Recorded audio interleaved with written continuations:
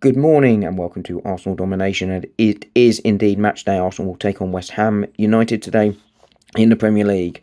And there is a chance for Arsenal to close the gap to 5 points on Liverpool and really keep the pressure on. Because we will play before Liverpool's game against Manchester City. I'll probably hold out less hope for Liverpool dropping points in that game than I ordinarily would. I think the way Liverpool are set up probably means that they will beat City. I think they're perfectly poised to exploit City's weaknesses. But that is immaterial. It is all about Arsenal versus West Ham.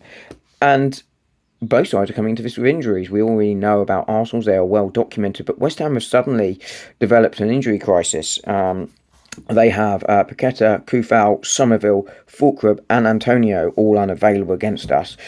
And given that they've got those issues, even if they didn't, I think despite Arsenal's issues in the forward areas, this is a game that Arsenal A must win and B should win with, almost no excuses. And that's is what we should expect given we are, trying to stay in the title race and the need to put pressure on West Ham.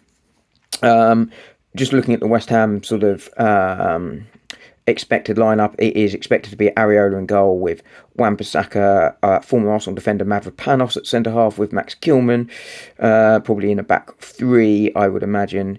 Then it'll be Emerson, Alvarez, Ward-Prowse, Bowen, Kudos, Soler, and Evan Ferguson probably up front. That's what sort of seems to be the West Ham lineup. We will see, but I think what will probably be the case, in fact definitely be the case, is that West Ham, I think, will come and sit in a relatively low block.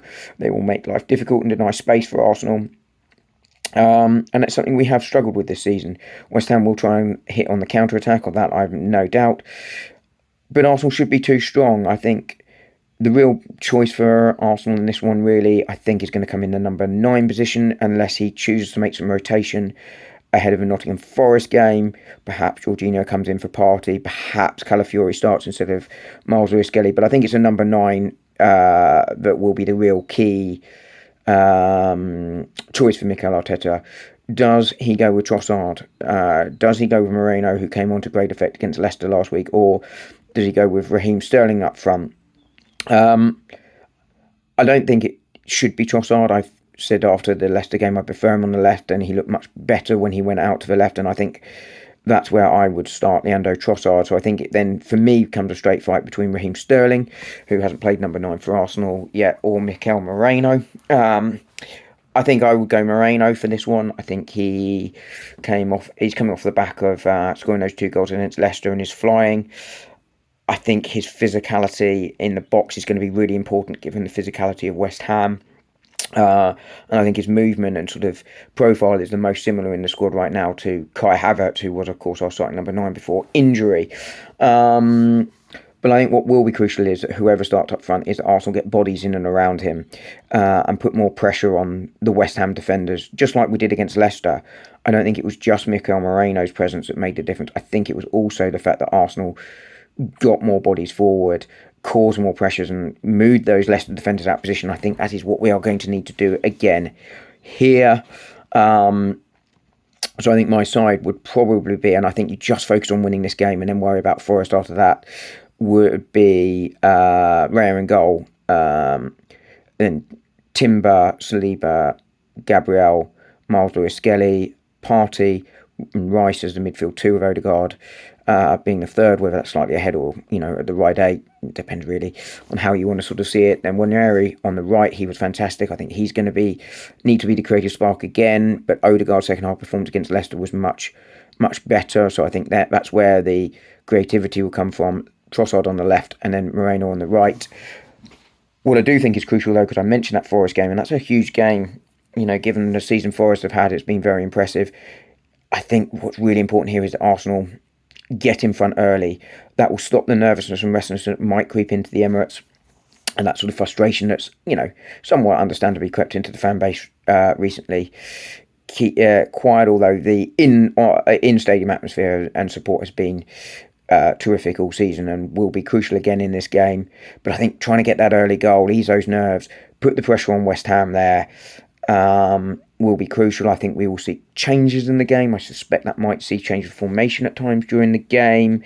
I'd like to see players like Rice and MLS and get a rest during this game if we can take them off for the last 20, 25 minutes. I think that will be really, really important. But I think the other player that I think we're going to have to see is Raheem Sterling. We have to find a way to find some confidence in there. Is he the player he was at City or, Liverpool? No, of course not. Did I expect that when he signed? No, of course not. But this is a player that still got 15 goals and assists last season from Chelsea, and we've seen nothing like that this season. I don't think he's quite as washed as people say he is, but probably this will be his last season at the very, very top level of the Premier League. But there is still some kind of player in there, and we just need to find and unlock that because he is going to be needed in the coming weeks. People might not like that, but I think that is reality given the options here.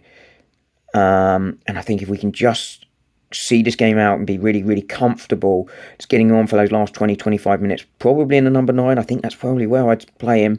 I think he can come, link up play, and then hopefully dart into the box. That might just suit him. I think if and when he gets a goal, it's either going to be a lucky one where he mishits a shot, or more likely where a ball flashes in and he can't think about it. He's just got to hit it. And something like that goes in, and I think hopefully that will sort of see some kind of Gabriel Jesus-like re-emergence from him.